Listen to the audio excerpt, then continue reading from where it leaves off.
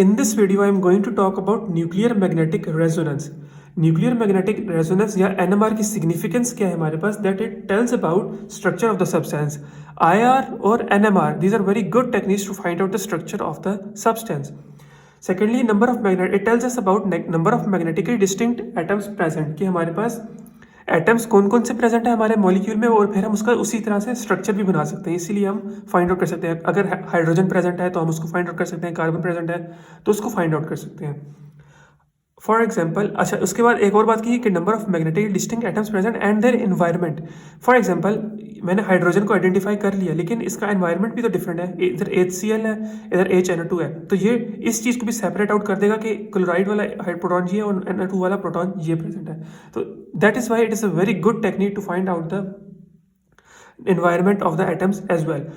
इसका जो यूज़ है ज़्यादातर प्रोटॉन और कार्बन के एटम्स को फाइंड आउट करने के लिए होता है, ज़्यादातर ऑर्गेनिक कंपाउंड्स हाइड्रोकार्बन्स के लिए होता है. और द लास्ट इज, इसका जो प्रिंसिपल हमारे पास जो है ना, दैट इज़ ऑल्सो एब्जॉर्प्शन और ट्रांसमिटेंस. उसको हम स्टडी करते हैं कि आगे हमारे पास कैसे हो रही है वो. अब सबसे पहले ना, एनएमआर को समझने के लिए, एनएमआर के ग्राफ्स को समझने के लिए तो हमारे पास इसका प्रिंसिपल समझना लाजमी है. तो हमारे पास कॉन्सेप्ट समझना लाजमी है कि हम कॉन्सेप्ट को समझें कि concept behind nuclear magnetic resonance.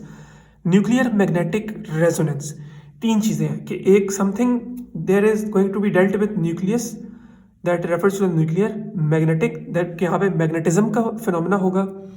Third is the resonance. Resonance को अगर मैं सिंपली डिफाइन करूँ कि दो चीज़ें, दो वेव्स जैसे हार्मोनाइज हो जाएं आपस में, और या तो फिर वो एक ही फ्रीक्वेंसी से मूव कर रही हो या एक ही वेवलेंथ से मूव कर रही हो, और वो इंटरेक्ट करें आपस में एक ही फ्रीक्वेंसी से, और वहाँ पे एब्जॉर्प्शन का फिनोमेना हो. इसको भी मैं आगे डिटेल में स्टडी करता हूँ. सो फर्स्ट ऑफ ऑल, मैं सिर्फ एक कॉन्सेप्ट बनाने के लिए एक इलेक्ट्रॉन की एग्जांपल पहले लेते हैं. For example, this is a nucleus, उसके आसपास इलेक्ट्रॉन्स रिवॉल्व कर रहे हैं. अब हमारे पास इलेक्ट्रॉन्स जो है वो दो तरह के मोशंस देते हैं. एक तो वो ऑर्बिट कर रहे हैं, और दूसरा वो अपने ही एक्सिस के अराउंड स्पिन कर रहे हैं. उसकी एग्जांपल मैं इस तरह ले सकता हूँ. For example, suppose this is an electron. एक तो ये यहाँ पे पूरा ऑर्बिट कर रहा है, और उसके साथ साथ ये अपने एक्सिस पे स्पिन भी कर रहा है, इस तरह से, बिल्कुल इस तरह से स्पिन भी कर रहा है. सो दो तरह के इसके मोशंस हो गए. अब ये प्रपोज हुआ था, पॉली ने प्रपोज किया था हमारे पास कि न्यूक्लियस भी ना हमारे पास इसी तरह स्पिन करता है. अब इलेक्ट्रॉन के केस में हमारे पास क्या है कि वो ऑर्बिट भी कर रहा है, स्पिन भी कर रहा है. अब ऑर्बिट और स्पिनिंग की वजह से उसके पास एक स्पिन क्वांटम नंबर होगा और मैग्नेटिक क्वांटम नंबर होगा. ये दोनों चीज़ें क्या डिटरमिन करती हैं, क्या ये चीज़ सिग्निफाई करती हैं, वो मैं बताता हूँ अभी. मैं सिर्फ यहाँ पे एक सिमिलैरिटी बता रहा हूँ कि जिस तरह हमारे पास इलेक्ट्रॉन स्पिन कर सकता है, उस तरह हमारे पास न्यूक्लियस भी एक स्पिन मोशन देता है. ये प्रोपोज किया था पॉली ने. सो इलेक्ट्रॉन्स तो हमने देखा कि ऑर्बिट भी कर रहे हैं और स्पिन भी कर रहे हैं अपने एक्सिस के अराउंड, लेकिन ये न्यूक्लियस तो एक जगह पर फिक्स्ड होता है. लेकिन ये प्रोपोज हुआ था कि न्यूक्लियस जो है, it spins around its axis, कि वो अपने एक्सिस के अराउंड स्पिन कर सकता है. It is a possibility. Nucleus also spins, and Pauli that is was proposed by Pauli and has spin quantum number and magnetic quantum number. अब मैं बताता हूँ ये चीज़ें डिटरमिन क्या करती हैं. Spin quantum number tells us about how many possible directions, how many possible spinning, मतलब स्पिन क्वांटम नंबर है ना, टेल्स अस अबाउट कि हमारी पॉसिबल स्पिनिंग मूवमेंट्स, किस तरह की मूवमेंट्स हो सकती हैं हमारे पास. This is not directions, this is about movements, कि हमारे पास क्लॉकवाइज है या एंटी क्लॉकवाइज है. तो spin quantum number tells us about how many possible movements will be there. अब हम स्पेसिफिकली बात कर रहे हैं न्यूक्लियस की. इलेक्ट्रॉन से हमारा लेना देना क्यों नहीं है, क्योंकि हमने बात की न्यूक्लियर मैग्नेटिक रेजोनेंस. जो यहाँ पे हमारा पहला पॉइंट क्लियर हो गया कि this has something to do with the nucleus. Nucleus की हम बात कर रहे हैं पूरे कॉन्सेप्ट में. जब हम एनएमआर को लेके चलेंगे, पूरे एनएमआर में हम न्यूक्लियस की बात करेंगे. तो न्यूक्लियस जो है हमारे पास, उसका एक स्पिन क्वांटम नंबर है. स्पिन क्वांटम नंबर क्या डिटरमिन कर रहा है, उसकी पॉसिबल मूवमेंट्स क्या है, एंटी क्लॉकवाइज, क्लॉकवाइज. लेकिन अगर हम इसको देखें कि एंटी क्लॉकवाइज रोटेट कर रहा है अगर, तो ये मल्टीपल डायरेक्शन में कर सकता है. मतलब किसी भी एंटी क्लॉकवाइज क्लॉकवाइज कर रहा है, फॉर एग्जांपल ये रोटेशन हो रही है इसकी, तो ये किसी भी डायरेक्शन में हो सकती है. ये इस तरह भी हो सकती है कि इस डायरेक्शन में कर रहा है, इस डायरेक्शन में थोड़ा टेढ़ी डायरेक्शन में भी कर सकता है, इस डायरेक्शन में भी कर सकता है, और इस डायरेक्शन में कर सकते हैं, मतलब मल्टीपल उसके पास पॉसिबिलिटीज़ हैं। तो ये चीज़ जो डायरेक्शन डिटरमिन कर रही है ना कि किस डायरेक्शन में करेगा, वो जो डायरेक्शन हमें चीज़ बताएगी वो है मैग्नेटिक क्वांटम नंबर, जिसको हम डिनोट करते हैं आई से। It tells us about the direction it spins in. मतलब स्पिन क्वांटम नंबर में ने बता दिया कि ये स्पिन कर रहा है, ठीक है, ये स्पिन कर रहा है क्लॉकवाइज और एंटी क्लॉकवाइज, लेकिन उसने ये नहीं बताया कि किस डायरेक्शन में कर रहा है। अब मैग्नेटिक क्वांटम नंबर आता है, वो कहता है कि इस डायरेक्शन में कर रहा है, इस डायरेक्शन में कर रहा है, इस डायरेक्शन में कर रहा है, वो बताएगा पॉसिबिलिटीज किस डायरेक्शन में कर सकता है।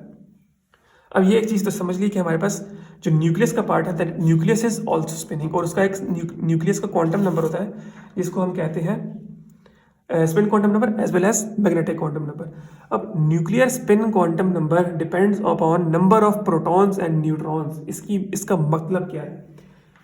मैंने बात की कि यहाँ पे हमारे पास इलेक्ट्रॉन्स थे, इलेक्ट्रॉन्स का मैस कांस्टेंट, चार्ज कांस्टेंट। तो जब दो चीज़ें कांस्टेंट है तो उसकी जो मूवमेंट है वो भी कांस्टेंट होगी, उसका जो स्पिन क्वांटम नंबर है वो भी कांस्टेंट है। उसको स्पिन करने के लिए उतनी ही एनर्जी चाहिए हमेशा, जो जिस तरह का भी इलेक्ट्रॉन होगा उसको उतनी एनर्जी चाहिए। लेकिन अगर हम जब न्यूक्लियस की बात कर रहे हैं तो न्यूक्लियस में तो हमारे पास दो चीज़ें हैं। न्यूक्लियस में क्या दो चीज़ें हैं? प्रोटॉन्स भी हैं, न्यूट्रॉन्स भी हैं। और हर एटम में हमने अगर पीरियोडिक टेबल को देखें तो प्रोटॉन्स भी डिफरेंट हो सकते हैं, न्यूट्रॉन्स भी डिफरेंट हो सकते हैं। तो डिपेंड करता है कि हमारे पास नंबर ऑफ प्रोटॉन्स कितने हैं, नंबर ऑफ न्यूट्रॉन्स कितने हैं, वो फिर उसका स्पिन उतना उसको डिटरमिन करेगा। कि अगर हमारे पास प्रोटॉन्स और न्यूट्रॉन्स कम है, फॉर एग्जांपल हाइड्रोजन प्रोटॉन है, हमारे पास हाइड्रोजन एटम है, तो उसको स्पिन करना बहुत आसान है। फॉर एग्जांपल हमारे पास यूरेनियम है तो उसको स्पिन करना इतना मुश्किल होगा, वो हैवी भी होगा, इतने ज़्यादा प्रोटॉन्स होंगे, न्यूट्रॉन्स भी होंगे, मैस भी डिफरेंट कर रहा है। तो यहाँ पे वो कह रहा है कि nuclear spin quantum number that is of nucleus की बात हो रही है, depends upon number of protons and neutrons. एक बात होगी। अब न्यूक्लियस जो है हमारे पास, मैंने कहा कि स्पिन कर रहा है। एक प्रिंसिपल हम बचपन से पढ़ते आए हैं कि moving charge produces a magnetic field around it. अब वो लाजमी नहीं है कि वो ऑर्बिटल मोशन हो, वो लाजमी नहीं है कि ये ऑर्बिट करेगा तभी होगी। इलेक्ट्रॉन जो है वो ऑर्बिट करने से भी मैग्नेटिक फील्ड प्रोड्यूस कर रहा था, और अपने अराउंड स्पिन करने से भी, अपने अराउंड स्पिन करने से भी, ऑर्बिट करने से भी और अपने अराउंड स्पिन करने से भी। हमारे पास न्यूक्लियस जो है वो सिर्फ स्पिन कर रहा है, ऑर्बिट तो कर नहीं रहा, लेकिन इस स्पिनिंग की वजह से भी उसका एक चार्ज प्रोड्यूस हो रहा है, उसकी एक मैग्नेटिक फील्ड प्रोड्यूस हो रही है। मूविंग चार्ज और spinning charge produces a magnetic field around it.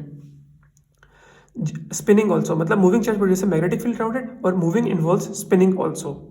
ठीक हो गया। हमने अभी तक क्या किया कि न्यूक्लियस में हमारे पास प्रोटॉन्स न्यूट्रॉन्स प्रेजेंट है, उसका एक स्पिन है और एक मैग्नेटिक क्वांटम नंबर है, ठीक है, उसकी एक डायरेक्शन भी है और इसका एक स्पिन भी है। अब हमने डिटरमिन कर लिया कि वो स्पिन कर रहा है, वो मूव कर रहा है।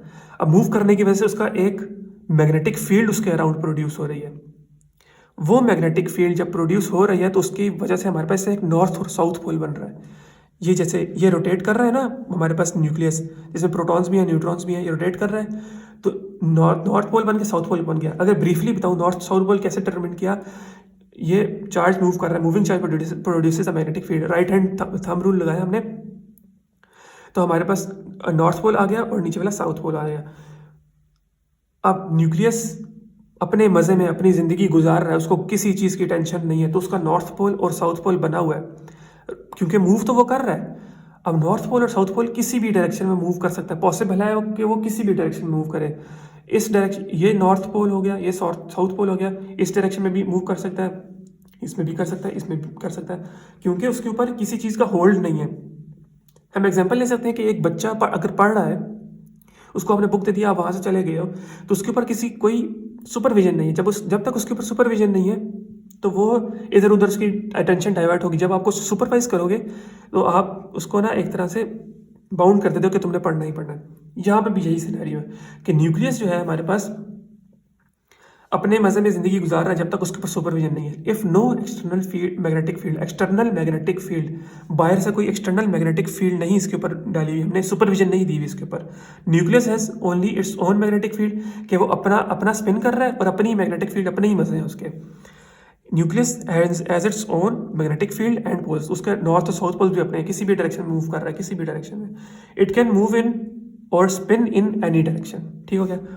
इस डायरेक्शन में कर रहा है, इस डायरेक्शन में कर रहा है, मतलब उसके एक तरह से ये नॉर्थ और साउथ पोल एक तरह का मैग्नेट बन गया हुआ है। नॉर्थ पोल है, साउथ पोल है, और मैग्नेट किसी भी डायरेक्शन में डायरेक्ट किया हुआ है।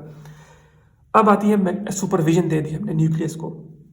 न्यूक्लियस है, उसके ऊपर चार्ज है, न्यूक्लियस स्पिन भी कर रहा है, उसके ऊपर हमने एक्सटर्नल सुपरविजन दे दी। 4 चीज़ें अभी तक हमने पढ़ ली।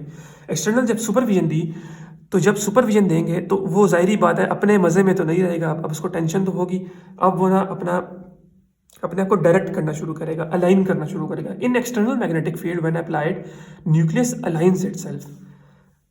मैंने सिंपली बात की कि हमारे पास ये न्यूक्लियस मूव कर रहा है, नॉर्थ पोल है साउथ पोल है। फॉर एग्जांपल इसको सपोज करूँ north pole south pole, north pole south pole, मतलब एक तरह का नॉर्थ पोल और एक तरह का साउथ पोल, ठीक है।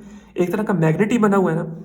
अब मैंने बाहर से मैग्नेटिक फील्ड अप्लाई की, यहाँ पे मैंने नॉर्थ पोल साउथ पोल मतलब एक मैग्नेट फील्ड इस तरह से अप्लाई किया, और मतलब एक बीच में ना उसके ऊपर सुपरविजन अप्लाई होगी, पूरी मैग्नेटिक फील्ड अप्लाई होगी। मैग्नेटिक फील्ड को रिप्रेजेंट मैं बता दूँ किससे करते हैं, एस एस एच नॉट और बी नॉट, मतलब बी नॉट से रिप्रेजेंट किया आई थिंक हमारी बुक में। अब मैंने मैग्नेटिक फील्ड मतलब उसको दे दी कि यहाँ से नॉर्थ, मैग्नेटिक फील्ड की डायरेक्शन क्या होती है, नॉर्थ से लेके साउथ तक। तो ये उसके ऊपर ये हमारे पास पड़ा हुआ है हमारा न्यूक्लियस पड़ा हुआ है जिसका नॉर्थ पोल है और साउथ पोल है। अब उसके ऊपर मैग्नेटिक फील्ड अप्लाई की नॉर्थ से साउथ। अब कुछ रिपल्जन तो होगी, कुछ यहाँ पे फिनोमेना तो होगा कि नॉर्थ जो है वो नॉर्थ को रिपेल करेगा और साउथ को अट्रैक्ट करेगा। तो नॉर्थ इस तरफ मूव करेगा साउथ की तरफ, क्योंकि दुनिया का रूल है कि कोई भी चीज़ अपने आप को स्टेबलाइज करने की कोशिश करती है, वो कभी भी डिसकम्फर्ट में नहीं रहेगी। अब नॉर्थ और साउथ पोल एक दूसरे को अट्रैक्ट करेंगे तो साउथ इसकी तरफ अलाइन हो जाएगा और नॉर्थ इसकी तरफ। तो हमारे पास फर्स्ट डायरेक्शन ये थी, फर्स्ट डायरेक्शन ये भी नहीं थी कि फर्स्ट डायरेक्शन थी कि वो अपने मज़े में रोटेट कर रहा है।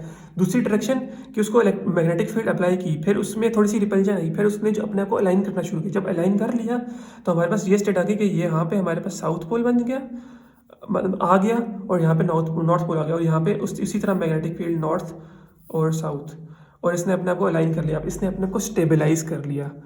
तो जो भी चीज़ अपने आप को स्टेबलाइज करती है, हम पढ़ते आए हैं कि it decreases it's potential energy.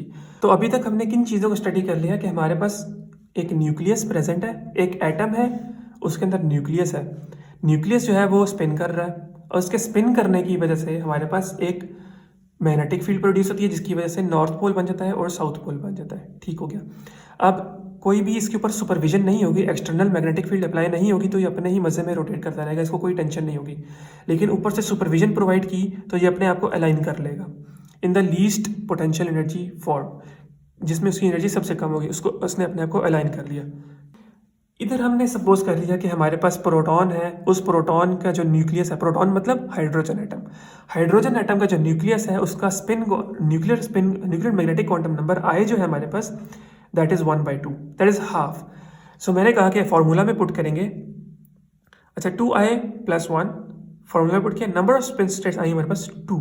इसका क्या मतलब है, वो क्या कहता है कि number off spin states, number of possible directions off spin हमारे पास 2 आ गई, कि या तो +1/2 और -1/2, मतलब या तो एक्सटर्नल मैग्नेटिक फील्ड अप्लाई की, उसने अपना अलाइन किया, या तो +1/2 होगा एक डायरेक्शन होगी, या बिल्कुल इसके ऑपोजिट इस डायरेक्शन में होगा -1/2। दो स्टेट्स होंगी हमारे पास, +1/2 लोअर एनर्जी स्टेट होगी, -1/2 हायर एनर्जी स्टेट होगी। इसको मैं बताता हूँ कैसे मैंने किया आइडेंटिफाई।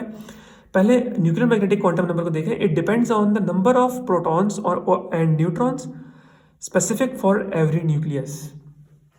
बात वही है कि डिपेंड्स कि हमारे पास कौन सा न्यूक्लियस है, हाइड्रोजन है या यूरेनियम है या कोई हैवियर एटम है या कोई लाइटर एटम है, मैस पे भी डिपेंड कर रहा है। और क्योंकि हर न्यूक्लियस का अपना मैस होगा, इसलिए ये चीज़ डिफर करेगी फ्रॉम, हमारे पास ये आई की वैल्यू डिफर करेगी। For hydrogen atom it will be different, for uranium it will be different, for carbon it will be different. So that is Y हम डिफरेंट एटम्स को आइडेंटिफाई कर सकते हैं यहाँ पे। अच्छा, सिंपली मैंने आइडेंटिफाई कर लिया कि दो स्पिन स्टेट्स हैं, एक यूं रोटेट कर रहा है, एक यूं स्पिन कर रहा है, एक ये स्पिन +1/2 वाली स्पिन हो गई, और एक यूं कर रहा है जो -1/2 वाली स्पिन हो गई। ठीक हो गया। इसमें हुआ क्या कि हमारे पास हमारे पास न्यूक्लियस था, अलाइंड नहीं था। शुरू से देखते हैं कि न्यूक्लियस है, उसके अंदर प्रोटॉन्स हैं, न्यूट्रॉन्स है, वो अलाइंड नहीं है, वो अपने मज़े में रोटेट कर रहा है। एक्सटर्नल मैग्नेटिक फील्ड अप्लाई की इसके ऊपर, तो ये आगे यहाँ पे बिल्कुल ना इसने अपने आप को अलाइन कर लिया in the least potential energy form. ठीक है, जिसमें उसकी एनर्जी सबसे कम होगी, उसको कोई डिस्कम्फर्ट नहीं है उस फॉर्म में। ठीक हो गया, उसने अलाइन कर लिया, उसका नॉर्थ पोल इस तरफ आ गया, साउथ पोल इस तरफ आ गया। ठीक हो गया, क्योंकि नॉर्थ साउथ को अट्रैक्ट करेगा और नॉर्थ साउथ को अट्रैक्ट करेगा। ठीक हो गया, सही है। अब हमें न्यूक्लियर मैग्नेटिक क्वांटम नंबर बता रहा है कि दो पॉसिबल स्टेट्स हैं कि एक +1/2 और -1/2। प्लस वाली जो है वो हमेशा लोअर वाली होगी, वो हमेशा लेस पोटेंशियल वाली होगी, लेस पोटेंशियल एनर्जी वाली होगी, स्टेबलाइज्ड होगी, मोर स्टेबिलिटी वाली होगी। और -1/2 हमारी जो नेगेटिव है हमारे पास, वो हमारे पास एक हायर पोटेंशियल एनर्जी वाली होगी। ये पोटेंशियल एनर्जी का रूल है कि जो हायर पोटेंशियल एनर्जी होती है that comes out be negative. So let's take a look कि ये अगर +1/2 वाली स्टेट हो गई हमारे पास, ये अगर +1/2 वाली स्टेट होगी कि नॉर्थ पोल साउथ पोल के साथ अट्रैक्टेड है और साउथ नॉर्थ की तरफ, तो ठीक है, स्टेबलाइज्ड है। लेकिन पॉसिबल हमारा स्पिन क्वांटम नंबर कह रहा है कि पॉसिबल है, उसकी दो स्टेट्स पॉसिबल है कि एक स्टेट कि इस तरह अलाइंड हो जाए, एक स्टेट कि बिल्कुल इसके ऑपोजिट अलाइंड हो जाए, कि हमारे पास नॉर्थ इस तरफ आ जाए, नॉर्थ उठ के इस तरफ आ जाए और साउथ उठ के इस तरफ चला जाए। ठीक है, पॉसिबल तो है, बेशक हम उसको फोर्स अप्लाई करेंगे। फॉर एग्जाम्पल ये बॉल है, ये इस तरह रोल कर रही है, मैं इसको फोर्स अप्लाई करूंगा ना, फोर्स अप्लाई की, मैंने इसका कहा इस तरह रोटेट करो, रोटेट तो कर सकती है लेकिन हाई पोटेंशियल एनर्जी होगी। लेकिन पॉसिबिलिटी है, पॉसिबिलिटी कौन बता रहा है अब हमारे पास? Nuclear magnetic quantum number. अगर मैं ग्राफिकली इस चीज़ को रिप्रेजेंट करूं कि मेरे पास एनर्जी है, हाई इंक्रीजिंग एनर्जी, मतलब वही पोटेंशियल एनर्जी की अगर मैं बात करूं, तो पोटेंशियल एनर्जी मीन्स के हमारे पास एक तो फ्री न्यूक्लियस है, मतलब वो वाला न्यूक्लियस जिसके ऊपर कोई एक्सटर्नल मैग्नेटिक फील्ड कुछ भी नहीं अप्लाई हुआ, वो अपने मजे में रोटेट कर रहा है, अपनी जिंदगी गुजार रहा है। ठीक हो गया, फ्री न्यूक्लियस है, उसको कोई टेंशन ही नहीं है, उसकी कोई लो और हाई एनर्जी स्टेट है ही नहीं। लेकिन हमने एक्सटर्नल मैग्नेटिक फील्ड अप्लाई की, अब उसने अपने आप को लोअर फील्ड में अप्लाई कर दिया, लो एनर्जी फील्ड में अप्लाई कर दिया, अप्लाई नहीं किया, लो पोटेंशियल एनर्जी फॉर्म में वो अलाइन हो गया एक तरह से। ठीक है, हो गया, तो उसको हमने कह दिया +1/2 होगी, वो अपने को स्टेबलाइज कर लिया। लेकिन पॉसिबल है कि एक्सटर्नल फील्ड भी अप्लाई करने से कि एक फॉर्म ये भी होगी कि हमें न्यूक्लियर मैग्नेटिक क्वांटम नंबर बताया कि इसकी एक और स्टेट भी हो सकती है, ये वाली स्टेट भी हो सकती है। ठीक है, ये वाली स्टेट भी होगी, लेकिन इसमें वो अनस्टेबलाइज्ड है कि नॉर्थ नॉर्थ की तरफ है, साउथ साउथ की तरफ है, उसमें वो अनकंफर्टेबल है, हाई पोटेंशियल एनर्जी है। तो एनर्जी हाई पोटेंशियल एनर्जी पे एक स्टेट आ गई और दूसरी वाली जो थी हमारे पास लो पोटेंशियल एनर्जी पे एक स्टेट आ गई। तो हमारा ये ग्राफ हमें शो करता है कि हम जब एक्सटर्नल मैग्नेटिक फील्ड अप्लाई करते हैं तो हमारे पास एक ऐसी स्टेट आती है जिसमें लो पोटेंशियल एनर्जी फॉर्म हो सकती है और एक ऐसी स्टेट आती है जिसमें हाई पोटेंशियल एनर्जी फॉर्म हो सकती है फॉर दिस हाइड्रोजन एटम या प्रोटॉन। अगर हमारे पास फॉर एग्जांपल कार्बन होगा या कोई और एटम होगा, पॉसिबल है हमारे पास मल्टीपल स्टेट्स हों कि दो लो पोटेंशियल एनर्जी वाली स्टेट्स हों और दो हमारे पास हाई पोटेंशियल एनर्जी वाली स्टेट्स हों, तो वो उसमें डिफरेंट अलाइन होंगी उसकी। अब ये चीज़ तो पढ़ ली, ठीक है। अब प्रिंसिपल, अब एनएमआर में इस चीज़ का इस्तेमाल किया, ये सारे तो हमने बेसिक कॉन्सेप्ट्स पढ़ लिए कि अलाइन हो गया, उसने अपना पॉसिबल स्पिन स्टेट्स क्या है उसकी। लेकिन अब हम पढ़ते हैं कि इसका प्रिंसिपल क्या है, एनएमआर हम क्यों स्टडी कर रहे हैं। अब हमारे पास स्टेप नंबर 1 समझते हैं कि हमने कहा कि हमारे पास जो एक न्यूक्लियस है that is when external field is applied, it aligns itself. North pole is going to be attracted towards the south side of the field and the south pole is going to be attracted to the north side of the field and it will align itself. उसके ऊपर supervision आ जाएगी, ठीक हो गया, rotate कर रहा है। लेकिन ये हमारे पास पॉसिबिलिटी थी कि वो इस तरह रोटेट करने की बजाय इस तरह भी रोटेट कर सकता है, बिल्कुल ऑपोजिट भी हो सकता था। तो ठीक है, पॉसिबिलिटी हो सकती थी, लेकिन वो हाई पोटेंशियल वाली एनर्जी स्टेट थी, उसके लिए हमें क्या चीज़ चाहिए थी, उसको हमें पुश करना था, अनकंफर्टेबल स्टेट की तरफ उसको पुश करना पड़ेगा ना। जाहिर बात है वो हर चीज़ कंफर्ट जोन छोड़ तो नहीं सकती, तो उसको पुश करेंगे तभी वो अनकंफर्टेबल स्टेट की तरफ जाएगा। तो हमने क्या किया, ऊपर से रेडियो वेव्स हमने फेंकी, क्या हो, तुम्हें हम एनर्जी देते हैं, जूल्स प्रोवाइड किया, आ जाओ, एनर्जी प्रोवाइड की। पहले तो वो इस स्टेट में अपने मज़े में, ठीक है, अलाइन हो के भी वो एक लो एनर्जी स्टेट में था, वो कंफर्टेबल जोन में था अपने, ठीक है, अलाइन हुआ है, वो फिर भी रोटेट कर रहा है, कंफर्टेबल है, उसको डिसकंफर्ट देना है हमने, उसको हमने कहना है कि उठो, काम करो अपना, ठीक है। एनर्जी प्रोवाइड की, उसको एनर्जी प्रोवाइड करेंगे, एनर्जी क्या करेगी, इसको एनर्जी प्रोवाइड करेगी और वो अपने आप को बिल्कुल ऑपोजिट डायरेक्शन में ले आएगा। बिल्कुल ऑपोजिट डायरेक्शन में जब वो ले आया अपने आप को, तो उसने ना क्या किया, ये एनर्जी एब्जॉर्ब कर ली। मतलब पहले लो एनर्जी स्टेट में था तो वो अपनी उसको एनर्जी दी गई, एनर्जी उसने एब्जॉर्ब की, तब वो हाई एनर्जी स्टेट में आया। वैसे वो हाई एनर्जी स्टेट में नहीं आएगा, वो अपने इसी तरह अलाइन होकर गुजरता रहेगा, उसको एनर्जी प्रोवाइड करनी पड़ेगी, ठीक हो गया। रेडियो वेव्स हमने प्रोवाइड की, radio waves radio frequency oscillator से हम प्रोवाइड करते हैं, वो आगे पढ़ेंगे इंस्ट्रूमेंटेशन में। अच्छा, अगर तो ये मेरे पास एक लाइटर एटम है, फॉर एग्जांपल प्रोटॉन है, तो ये कम एनर्जी एब्जॉर्ब करके ही हमारे पास फ्लिप हो जाएगा। हमें हमें हमारा पर्पस क्या है कि हमने इस न्यूक्लियस को ना फ्लिप करवाना है।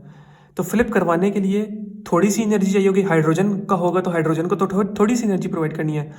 बड़ी टेनिस बॉल वाला यूरेनियम होगा, प्रोटॉन ज़्यादा होंगे, मैस ज़्यादा होगा, न्यूट्रॉन ज़्यादा होंगे, तो उसको फ्लिप करना तो मुश्किल होगा। ठीक हो गया।